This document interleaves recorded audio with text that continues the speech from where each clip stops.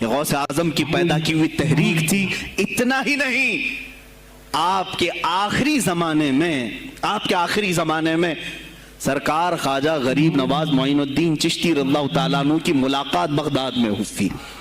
معین الدین اجمیری رضی اللہ تعالیٰ عنہ کی ملاقات ہوئی۔ تاریخ دان نے لکھا، آج میں نے پہلی مرتبہ اس کو پڑھا اور آپ کے سامنے پہلی بار بتا رہا ہوں، سرکار بغداد اور حضرت خواجہ غریب نواز کی ملاقات کے بارے میں بہت سارے باتیں چلتی ہیں کتابوں میں بھی، میں نے اپنے مرشد سے بھی پوچھا تھا۔ بہرحال ایک تاریخی ایک کتاب سے مجھے آج یہ بات ملی کہ سلطان الاولیاء غوث پاک نے حضرت خواجہ غریب نواز کو کیا وصیت کی تھی، کیا کہہ کر کے بھیجا تھا۔ ان کے پاس غوث پاک نے، غریب نواز نے بہت ساری انعامات، اوراد، وظائف، طرق، اجازات سب حاصل کیے، لیکن ہندوستان جب آئے کیا کیا انہوں نے، یہ بھی بتایا گیا کہ غوث پاک کی یہ تحریک تھی۔ کیا؟ سلطان الہند سرکار غریب نواز نے شہاب الدین غوری کو بلا کر کے ہندوستان میں پرچم اسلام لہرانے کا حکم دیا تھا۔ یہ تحریک بھی سرکار غریب نواز نے لائی تھی بغداد کے ولی کامل سے۔ تم کیا سمجھتے ہو یہ اولیاء خالی مسلح لے کر کے گھومتے تھے؟ یا اولیاء اکرام صرف گدی نشین تھے؟ نہیں میرے عزیزو، یہ حکومت وقت کو آنکھ میں آنکھیں ڈال کر بات کرتے تھے اور پھر نظام مصطفیٰ کی بات للکار کر کے کرتے تھے۔ آج کے زمانے میں کچھ لوگوں نے اولیاء کو ایسا پیش کیا ہے جیسے وہ درویش بس جنگل میں رہتے تھے اور کچھ نہیں۔ نہیں میرے عزیزو، وہ اللہ کے شیر تھے، اللہ کے شیر تھے۔ اسی لیے تو اقبال نے کہا ہے، اللہ کے شیروں کو آتی نہیں روبائی۔ وہ کبھی لومڑی پن کا انہوں نے اپنے آپ میں اظہار ہی نہیں کیا کہ نہیں یہ بھی چلے گا وہ بھی چلے گا، کبھی نہیں۔ وہ گرجتے تھے اپنے تخت پر، اپنی خانقاہوں پر۔ دیکھیں خلیفہ مستنجد باللہ، ابو المظفر اس کو کہتے ہیں، بغداد کا وہ خلیفہ، عباسی خلیفہ، بڑا طاقتور، اور اسی کے زمانے میں غوث پاک ہیں۔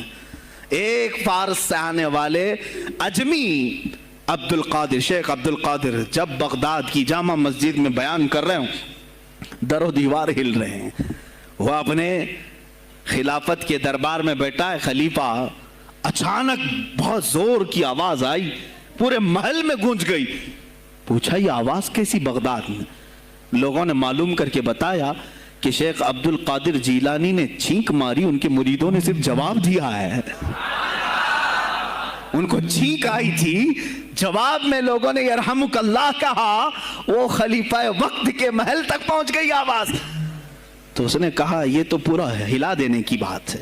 ایک بات یاد رکھو میرے عزیزو، آواز ہو سکتا ہے تمہاری مسجد سے باہر جائے نہ جائے، تمہاری آواز کا دار و مدار تمہارے گلے پر نہیں ہے۔ ایک بار تم پکارو گے، پہنچانا میرے مولا کا کام ہے۔ اب ہماری آواز کہاں کہاں تک پہنچتی ہے، کس کے ٹائر پھٹتے ہیں، یہ سب بات کی بات ہے۔ تم پکار کر کے تو دیکھو، اللہ رب العزت کے نام پر۔ عزیزان گرامی وقار، مستنجد باللہ آیا اور وہی کیا جو ہر عیاش کرتا ہے۔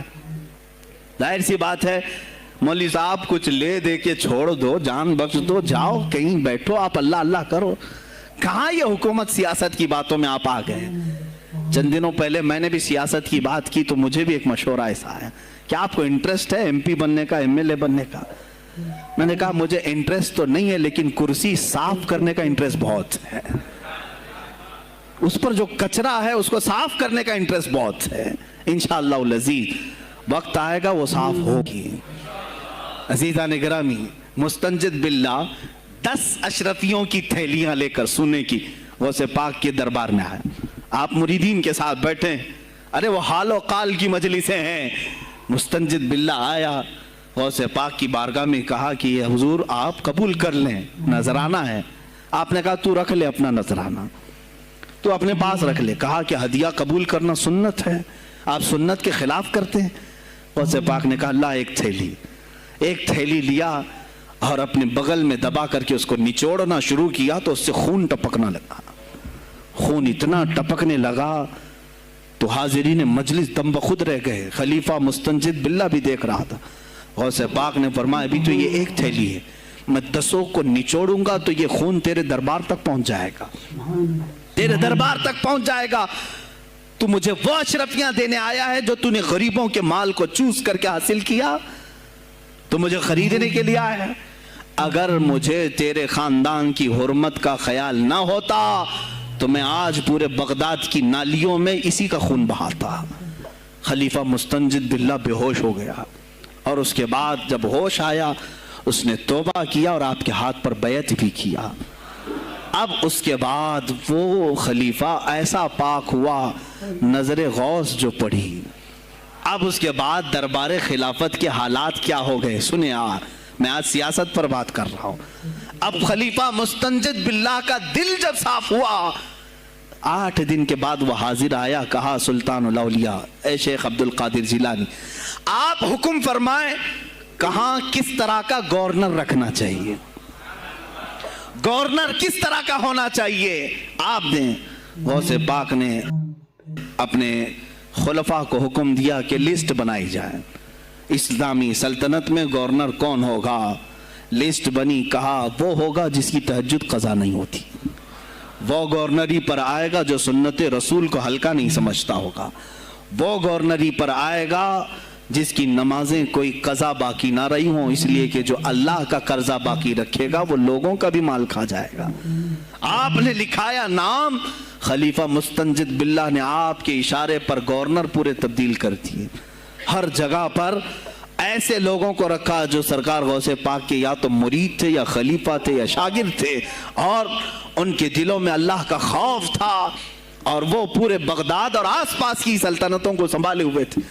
ایک وقت ایسا آیا کہ وہی چند سال پہلے جو بغداد نشے میں ڈوبا ہوا تھا، 10 سالوں کے بعد لوگ کہنے لگے کہ آج بغداد ایسا لگ رہا ہے جیسے عمر بن خطاب کا زمانہ آ گیا ہو، عمر بن خطاب کا زمانہ آیا ہو۔